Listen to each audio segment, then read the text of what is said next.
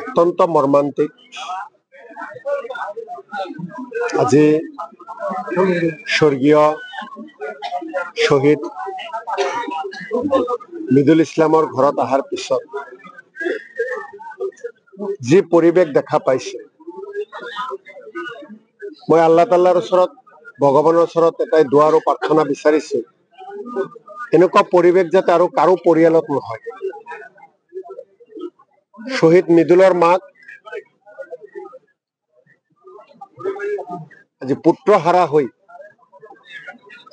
কি অৱস্থা হৈছে, যিসকলে দেখিছে তেওঁলোকেহে বুজিব পাৰিব। শ্বহীদ মিদুলৰ পত্নী আজি স্বামী হাৰা, দুটি কণমানি সন্তান আজি পিতৃহাৰা, পৰিয়ালৰ মানুহ এজন আপোনজন হেৰুৱাইছে। এই পৰিৱেশ আৰু বৰ্ণনা কৰিব নোৱাৰি। কোনোবা মাতৃক বুকু সোধা কৰিলে, কোনোবা পত্নীক স্বামীহাৰা কৰিলে, সন্তানক পিতৃহাৰা কৰিলে, ইয়াৰ বাবে দায়ী কোন? কি অপৰাধ আছিল মিদুলত? মানুহৰ কাৰণে ন্যায়ৰ বাবে দাবী কৰিবলৈ গৈছিল ৰাজভৱনলৈ। গতিকে মিদুলৰ যি হত্যাকাৰী, হত্যাকাৰীৰ বিচাৰ আমাক লাগিব। কোনো কাৰণতে হত্যাকাৰীৰ বিচাৰ নোহোৱাকৈ আমি ক্ষান্ত নহওঁ। শ্বহীদ হিচাপে আমি কংগ্ৰেছ দলৰ ফালৰ পৰা ঘোষণা কৰিছো, আজি জানাজা সম্পন্ন হল। হাজাৰ হাজাৰ মানুহ আহি আজি কান্দিছে।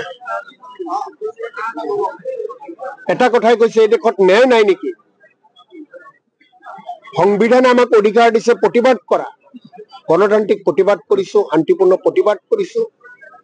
অসম মাতৃৰ এজন সুসন্তান হিচাপে মিদুলে যুঁজ দিছে সমাজৰ কাৰণে, সমাজৰ কাৰণে আৰু ন্যায়ৰ কাৰণে যুঁজ দি প্ৰাণ দিয়া মিদুলৰ কাৰণে আজি হাজাৰ হাজাৰ মানুহে দোৱা কৰিছে।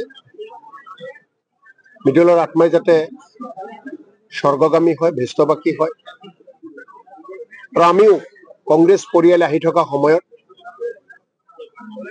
মিদুলৰ মা, মিদুলৰ পত্নী, দুটি সন্তান, তেখেতৰ যিটো পুত্ৰ, স্বামী আৰু পিতৃ, তাৰ অভাৱ আমি কেতিয়াও পূৰণ কৰিব নোৱাৰিম।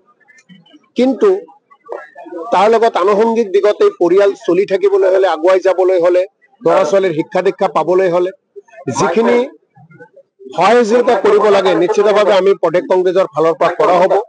নিখিল ভাৰত কংগ্ৰেছ কমিটিৰ সভাপতি খাৰ্গে ডাঙৰীয়া, আমাৰ নেতা ৰাহুল গান্ধী ডাঙৰীয়াই এই পৰিয়ালৰ লগত আছে। প্ৰদেশ কংগ্ৰেছৰ সভাপতি ভূপেন বৰা ডাঙৰীয়া, বিৰোধী দলপতি দেৱব্ৰত শইকীয়া ডাঙৰীয়া, আমি সকলো এওঁলোকৰ লগত আছো।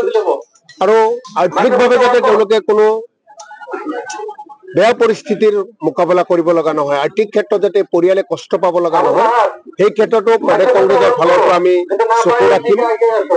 আৰু আহি থকা সময়ত সকলোৱে জানে, মিদুলৰ মাতৃ এটা সময়ত ইয়াতে পঞ্চায়তৰ ইলেকশ্যন খেলিছিল। মিদুলৰ পৰিয়াল কংগ্ৰেছী পৰিয়াল, মিদুলেও আশা কৰিছিল পঞ্চায়ত নিৰ্বাচনত ভাগ লোৱাৰ কাৰণে। গতিকে এই পৰিয়ালৰ পৰা যদি ভাগ লয়, নিশ্চিতভাৱে আমি কংগ্ৰেছ দলে তেওঁলোকক সেইখিনি সুবিধা দিয়া হ'ব।